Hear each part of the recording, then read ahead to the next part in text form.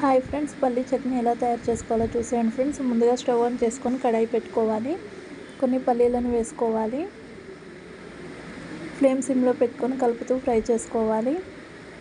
చూడండి ఫ్రెండ్స్, ఇలా కలుపుతూ ఫ్రై చేసుకోవాలి. మనకి ఇక్కడ పల్లీలు అనేది ఫ్రై అయిపోయాయి. ఇప్పుడు స్టవ్ ఆఫ్ చేసేసుకోవాలి. పల్లీలని చల్లారబెట్టుకోవాలి ఫ్రెండ్స్. చూడండి, ఇక్కడ మనకు పల్లీలు అనేది చల్లగా అయిపోయాయి. ఇప్పుడు ఒక మిక్సీ జార్ తీసుకొని పల్లీలను మిక్సీ జార్లో వేసుకోవాలి.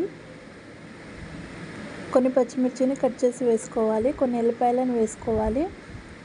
కొంచెం కరివేపాకును వేసుకోవాలి. కొద్దిగా కొత్తిమీరని వేసుకోవాలి. కొంచెం జీలకర్ర వేసుకోవాలి. రుచికి సరిపడా సాల్ట్ వేసుకోవాలి.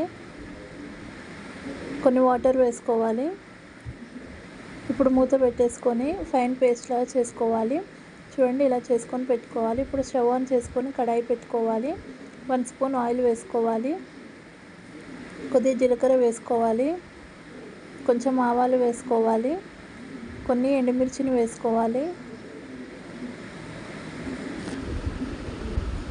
కొంచెం కరివేపాకును వేసుకోవాలి.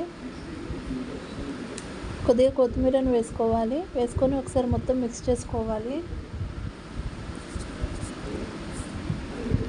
కొంచెం పసుపును వేసుకోవాలి. వేసుకొని ఒకసారి మొత్తం కలిపేసుకుందాము.